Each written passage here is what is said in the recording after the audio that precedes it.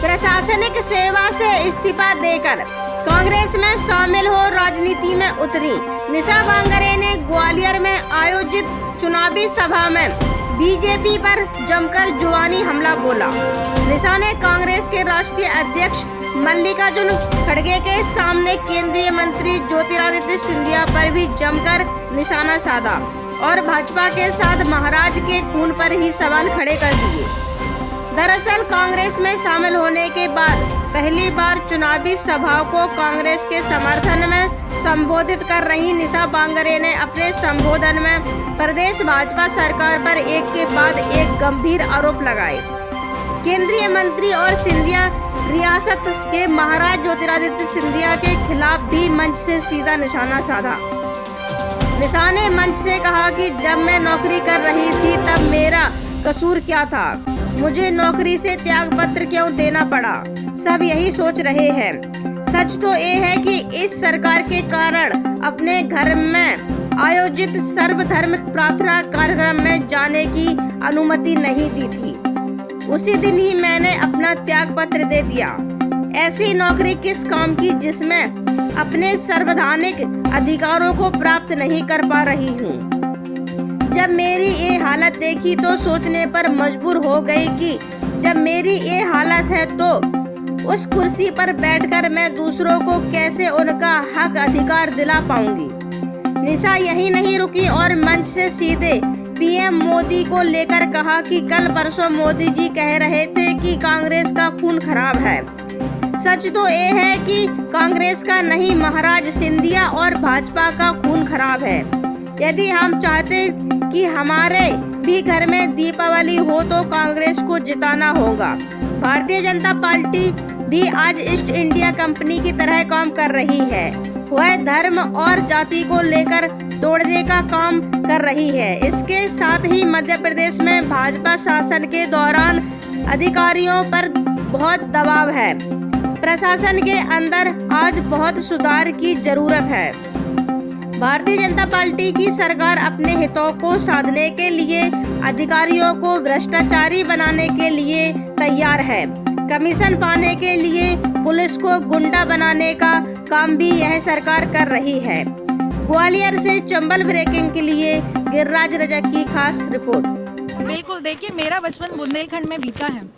बुंदेलखंड की एक अलग वीरता और शूरता की कहानी आप सभी जानते हैं। यहाँ ये शूरवीरों की धरती है।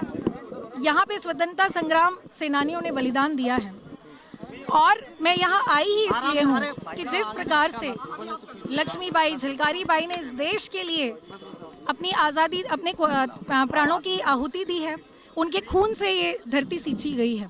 उस समय भी महाराज के परिवार ने रोका था कि अंग्रेज़ों के साथ मिल करके कि यहाँ स्वतंत्रता ना मिले, ईस्ट इंडिया कंपनी।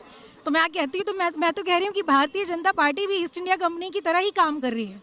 फूट डालो और राज करो, तोड़ो और राज करो, भारत देश को तोड़ो जातियों में, धर्मों में और उस पर राज करो। और उन्हीं का साथ आज महाराज दे रहे हैं। इसीलिए मैंने कहा था कि शिवराज जी ने महाराज जी से गुपचुप कर ली साठगांठ है और इसीलिए इनकी हर दिन दिवाली मनाई जा रही है। इनकी आपने खून तक की बात कही है कि इनका खून जो है वो कांग्रेस का खराब नहीं है, खून महाराज का खराब है, खून बीजेपी का खराब है, बीजेपी के बड़े लीडर्स का खराब है। कल परसों में आपने सुना होगा मोदी जी ने कहा था कि कांग्रेस का तो खून ही खराब है। तो उन्हीं की बात को लेकर मैंने कहा कि इस भारत देश को स्वतंत्रता संग्राम सेनानी जो कांग्रेस के थे उनकी खून से सींचा गया, तब हमें आज़ादी मिली। तब बीजेपी और आरएसएस के लोग कहाँ थे, तब महाराज के परिवार कहाँ था। इसीलिए मैंने कहा, क्योंकि मोदी जी ने कहा ये बात कि कांग्रेस का खून खराब है। इसीलिए अगर वो कांग्रेस के उस खून को, जिन्होंने आज़ादी की लड़ाई लड़ी है, वो कह रहे तो फिर भारतीय जनता पार्टी के लोगों के खून की बात क्यों नहीं कर रहे हैं वो। क्योंकि आप लंबे वक्त तक आपने प्रशासनिक सेवा भी की है, क्या देखती हैं योजनाओं की वास्तविक स्थिति, क्योंकि सरकारें बखान भी करती हैं, प्रचार प्रसार भी करती हैं, अधिकारी भी जब पद पर रहते हैं तो वो भी करते हैं, शायद आपने भी किया होगा, क्या तस्वीर मानते हैं? मुझे लगता है कि अधिकारियों पर बहुत ज़्यादा दबाव है और आप अभी पिछले दिनों आपने देखा विकास यात्रा चलाई गई थी, मैं भी उसमें शामिल थी।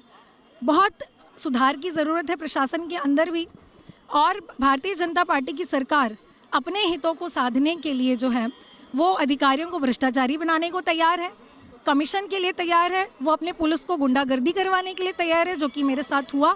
मेरे साथ यही हुआ, अधिकारियों ने भ्रष्टाचार या फिर दबाव में आकर के जो है मेरे इस्तीफे पर न्यायपूर्वक और नियमों के अनुसार काम नहीं किया।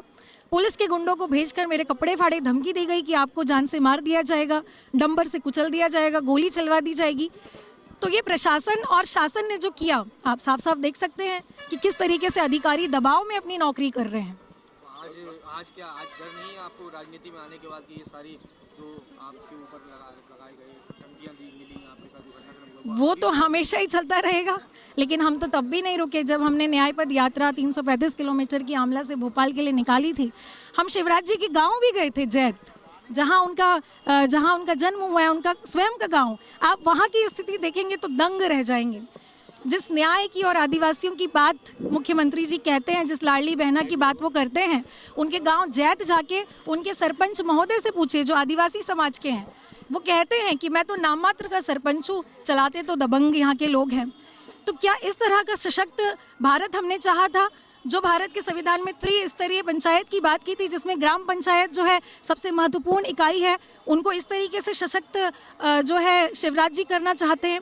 बड़ी शर्म की बात है कि जिस मंशा के साथ भारतीय संविधान की स्थापना की गई थी, लागू किया गया था, अभी हम उससे कोसों दूर है। और जब जब भाजपा की सरकार आएगी तब तक संविधान को खतरा होता है और ये चाहते हैं कि ये अपने सत्ता के लालच में और पैसे के लालच में किसी भी हद तक गुजर जाए। प्रियंका गांधी भी कह रही है कि जो नेहरू जी का और इंदिरा जी का नाम लेते तो आपत्ति होती है बीजेपी को, क्या सोचते हैं? बिल्कुल, अभी खड़गे जी ने बताया कि किस तरीके से कांग्रेस पार्टी ने अपने प्राणों की बलिदानी देके राजीव गांधी जी के चिथड़े हुए समेट नहीं पा रहे थे।